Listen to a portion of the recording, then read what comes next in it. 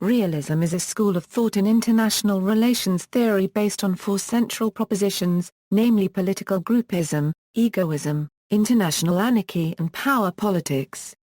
Realpolitikal diplomacy first came to be known through the works of Thomas Hobbes and Niccolò Machiavelli, but it was not until Hans Morgenthau that scholars began to study such theory methodically, with realism emerging as an international relations-based approach in the interwar years of the 20th century. As the theories began to anchor themselves in international relations studies throughout the 20th century, branches began to emerge such as classical realism, neorealism, defensive realism, offensive realism, and neoclassical realism. Jonathan Haslam from the University of Cambridge characterizes realism as a spectrum of ideas. Regardless of which definition is used, the theories of realism revolve around four central propositions: that states are the central actors in international politics rather than individuals or international organizations, that the international political system is anarchic as there is no supranational authority that can enforce rules over the states, that the actors in the international political system are rational as their actions maximize their own self-interest, and that all states desire power so that they can ensure their own self-preservation. Realism is often associated with realpolitik as both are based on the management of the pursuit, possession, and application of power. Realpolitik, however, is an older prescriptive guideline limited to policy-making, while realism is a particular paradigm, or wider theoretical and methodological framework, aimed at describing, explaining and, eventually, predicting events in the international relations domain.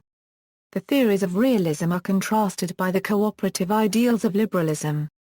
Common assumptions: realism is a tradition of international theory centered upon four propositions. The international system is anarchic. No actor exists above states, capable of regulating their interactions. States must arrive at relations with other states on their own, rather than it being dictated to them by some higher controlling entity. The international system exists in a state of constant antagonism. States are the most important actors. All states within the system are unitary, rational actors. States tend to pursue self-interest. Groups strive to attain as many resources as possible. The primary concern of all states is survival. States build up military to survive, which may lead to a security dilemma. In summary, realists think that humankind is not inherently benevolent but rather self-centered and competitive. This perspective, which is shared by theorists such as Thomas Hobbes, views human nature as egocentric and conflictual unless there exist conditions under which humans may coexist. It is also disposed of the notion that an individual's intuitive nature is made up of anarchy. In regards to self-interest, these individuals are self-reliant and are motivated in seeking more power. They are also believed to be fearful. This view contrasts with the approach of liberalism to international relations. The state emphasizes an interest in accumulating power to ensure security in an anarchic world. Power is a concept primarily thought of in terms of material resources necessary to induce harm or coerce other states. The use of power places an emphasis on coercive tactics being acceptable to either accomplish something in the national interest or avoid something inimical to the national interest. The state is the most important actor under realism. It is unitary and autonomous because it speaks and acts with one voice. The power of the state is understood in terms of its military capabilities. A key concept under realism is the international distribution of power referred to as system polarity. Polarity refers to the number of blocks of states that exert power in an international system. A multipolar system is composed of three or more blocks, a bipolar system is composed of two blocks, and a unipolar system is dominated by a single power or hegemon. Under unipolarity, realism predicts that states will band together to oppose the hegemon and restore a balance of power. Although all states seek hegemony under realism as the only way to ensure their own security, other states in the system are incentivized to prevent the emergence of a hegemon through balancing. States employ the rational model of decision-making by obtaining and acting upon complete and accurate information. The state is sovereign and guided by a national interest defined in terms of power. Since the only constraint of the international system is anarchy, there is no international authority and states are left to their own devices to ensure their own security. Realists believe that sovereign states are the principal actors in the international system, and special attention is afforded to large powers as they have the most influence on the international stage. International institutions, non-governmental organizations, multinational corporations, individuals and other sub-state or trans-state actors are viewed as having little independent influence. States are inherently aggressive and or obsessed with security, and that territorial expansion is only constrained by opposing power. This aggressive build-up, however, leads to a security dilemma whereby increasing one's security may bring along even greater instability as an opposing power builds up its own arms in response. Thus, security becomes a zero-sum game where only relative gains can be made. Realists believe that there are no universal principles with which all states may guide their actions. Instead, a state must always be aware of the actions of the states around it and must use a pragmatic approach to resolve problems as they arise. Realism in Statecraft, modern realist statesmen, Henry Kissinger, Zbigniew Brzezinski, Brent Scowcroft, the ideas behind George F. Kennan's work as a diplomat and diplomatic historian remain relevant to the debate over American foreign policy, which since the 19th century has been characterized by a shift from the Founding Fathers' realist school to the idealistic or Wilsonian school of international relations. In the realist tradition, security is based on the principle of a balance of power and the reliance on morality as the sole determining factor in statecraft is considered impractical.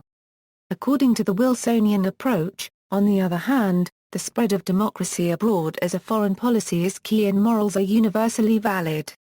During the presidency of Bill Clinton, American diplomacy reflected the Wilsonian school to such a degree that those in favor of the realist approach likened Clinton's policies to social work. According to Kennan, whose concept of American diplomacy was based on the realist approach, such moralism without regard to the realities of power and the national interest is self-defeating and will lead to the erosion of power, to America's detriment. Historical branches and antecedents. While realism as a formal discipline in international relations did not arrive until World War II, its primary assumptions have been expressed in earlier writings. Modern realism began as a serious field of research in the United States during and after World War II. This evolution was partly fueled by European war migrants like Hans Morgenthau, George F. Kennan Euro-containment, Nicholas Spickman Euro-geostrategy, containment, Herman Kahn Euro-nuclear strategy, E.H. Carr. Classical realism equals. Classical realism states that it is fundamentally the nature of man that pushes states and individuals to act in a way that places interests over ideologies.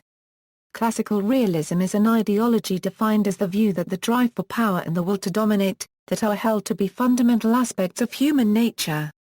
Liberal realism or the English school or rationalism equals.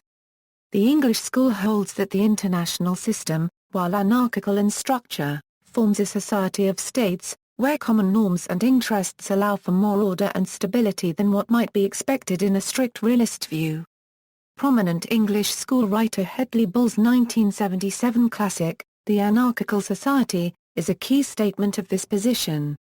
Prominent liberal realists, Hedley Bull argued for both the existence of an international society of states and its perseverance even in times of great systemic upheaval, meaning regional or so-called world wars. Martin White, Barry Buzan. Neorealism or structural realism equals. Neorealism derives from classical realism except that instead of human nature, its focus is predominantly on the anarchic structure of the international system. States are primary actors because there is no political monopoly on force existing above any sovereign. While states remain the principal actors, greater attention is given to the forces above and below the states through levels of analysis or structure agency debate.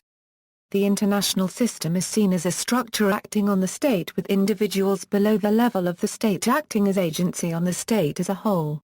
While neorealism shares a focus on the international system with the English school, neorealism differs in the emphasis it places on the permanence of conflict. To ensure state security, states must be on constant preparation for conflict through economic and military build-up. Prominent neo-realists, Robert J. Arter Euro-Neorealism, Robert Jervis Euro-Defensive Realism, Kenneth Waltz Euro-Structural Realism, Stephen Walter Euro-Defensive Realism, John Mearsheimer Euro-Offensive Realism, Robert Gilpin Euro-Hegemonic Theory.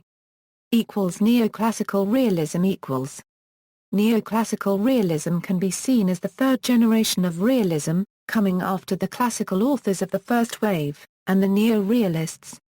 Its designation of neoclassical, then, has a double meaning. It offers the classics a renaissance. It is a synthesis of the neo-realist and the classical realist approaches. Gideon Rose is responsible for coining the term in a book review he wrote. The primary motivation underlying the development of neoclassical realism was the fact that neorealism was only useful to explain political outcomes, but had nothing to offer about particular states' behavior. The basic approach, then, was for these authors to refine, not refute, Kenneth Waltz, by adding domestic intervening variables between systemic incentives and a state's foreign policy decision. Thus, the basic theoretical architecture of neoclassical realism is, distribution of power in the international system, domestic perception of the system and/or domestic incentives, foreign policy decision, while neoclassical realism has only been used for theories of foreign policy so far. Randall Schweller notes that it could be useful to explain certain types of political outcomes as well. Neoclassical realism is particularly appealing from a research standpoint because it still retains a lot of the theoretical rigor that Waltz has brought to realism, but at the same time can easily incorporate a content-rich analysis, since its main method for testing theories is the process tracing of case studies.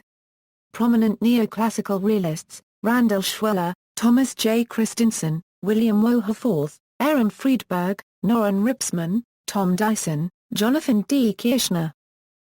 Left realism equals. Several scholars, including Mark Laffey at the School of Oriental and African Studies, and Ronald Osborne at the University of Southern California, have argued for the idea of a left realism in IR theory with particular reference to the work of Noam Chomsky.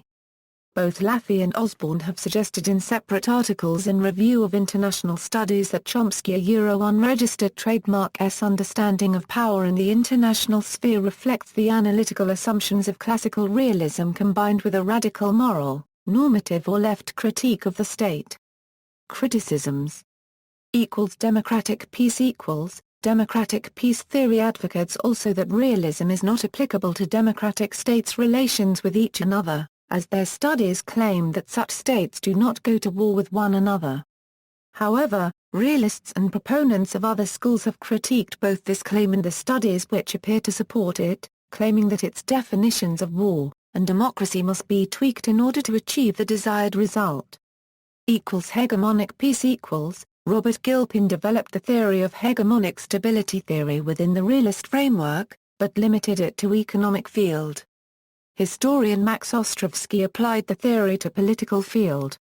Comparing different civilizations, he found that the core of the realist paradigm, the balance of power, was in world history exception from the rule. The rule was unipolar orders ranging from hegemonies to empires.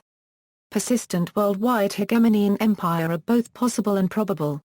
There is a causal link between democracy and peace, but the link is reverse. Peace causes democracy, while the cause of peace is the unipolar distribution of power and the hegemonic world order.